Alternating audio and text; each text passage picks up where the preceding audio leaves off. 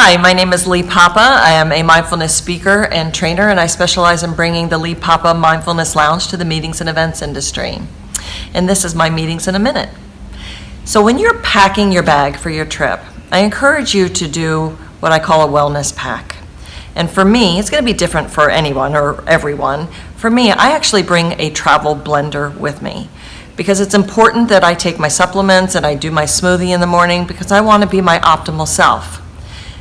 So this is something that you can do as well. What is it that you are taking to nourish yourself, to nurture yourself in the way of supplements or teas or alternative nutritional items? Like I do almond butter in these really great little travel packs. You can get them at almost any store now.